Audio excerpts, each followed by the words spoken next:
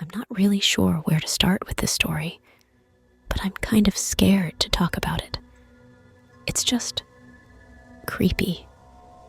You know how everyone has that one experience that just stays with you? This is mine.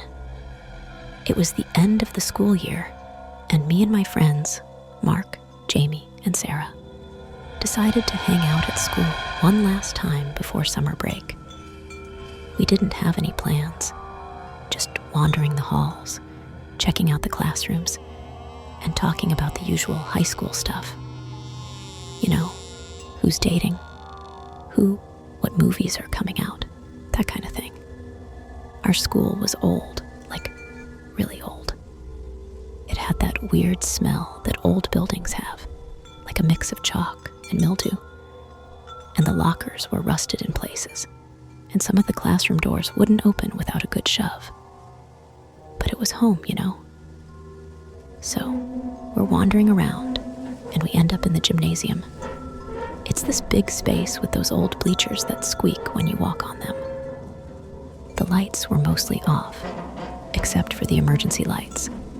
So everything had this dim, orange glow. We were goofing around, throwing a basketball, when Sarah said something about the old science lab. It had been closed for a while, and nobody really knew why. But there were rumors, of course. Some said it was because of asbestos. Others that it was because a student had gotten hurt. There was always some story floating around. Anyway, Sarah suggested we go check it out. At first, Jamie was like, "Nah, that's a bad idea." But Mark was all for it. He was the kind of guy who loved exploring places he wasn't supposed to be in. So, we all went along with it. The science lab was in the back of the school, past the art rooms and the music wing. It was dark down that hallway, with only a few dim lights flickering overhead. When we got to the lab, the door was locked. No surprise there.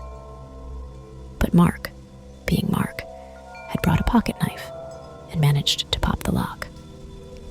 We laughed about how it was probably the most rebellious thing we'd ever done.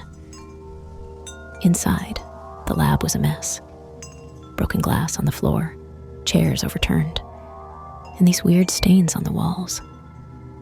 It looked like nobody had been there in years. We walked around, checking out the old desks and equipment. Sarah found a drawer full of old test tubes and started playing around with them, making funny faces through the glass. Then Jamie found something weird. It was a box of old papers, like records or something. They were yellowed with age and smelled like mold. He started reading them out loud, just random stuff about experiments and chemical formulas. But then he found something else, a list of names. It was a list of students, and next to each name was a check mark. There was something off about it, but we didn't think too much about it at the time. We were all joking around, not taking any of it seriously, when we heard a noise. It was like a shuffle, like someone dragging something across the floor. We froze. Jamie was like, "Did you hear that?" We all nodded. It was coming from the storage room in the back of the lab. Mark, of course, wanted to check it out. The rest of us were like, "No way." But he just shrugged and walked over to the door. He pushed it open, and it made this loud creak that echoed through the whole lab. Inside, it was pitch black. We couldn't see a thing. Sarah pulled out her phone and turned on the flashlight, shining it into the storage room. There was nothing at first, just a bunch of old shelves and boxes. But then we saw something move in the corner. It was just a shadow, but it was enough to freak us out. Mark was like, "Let's get out of here," and we all agreed. We turned to leave, but when we got to the door, it was closed and locked.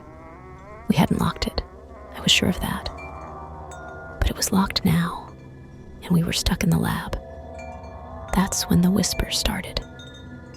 It was low at first, like someone talking in another room. But then it got louder, like someone was right next to us. We couldn't make out what they were saying, just a bunch of mumbling. But it was enough to send chills down my spine. We were all freaking out, trying to find another way out. But there was nothing. The windows were boarded up, and the only door was locked. Jamie was banging on it, shouting for help, but nobody came. Then Sarah screamed. We turned around, and she was gone, just like that. 1 second, she was standing there, and the next, she was gone. We looked everywhere, but there was no sign of her. The whispers got louder, almost like they were mocking us. Jamie was freaking out, crying and shouting Sarah's name. Mark was trying to keep it together, but I could see he was scared too. I was just standing there, feeling like everything was spinning out of control. That's when the door opened. It was like it just unlocked by itself. We didn't waste any time. We bolted out of there, not stopping until we were out of the building and into the parking lot. But Sarah wasn't with us. She was gone. We called the police, and they searched the school from top to bottom. They found nothing in the science lab, no sign of Sarah or anything else unusual. But then they checked the old records and found something that made my blood run cold. The list of names Jamie had found. Those were the students who'd gone missing years ago, all marked with check marks, just like Sarah's name would be now.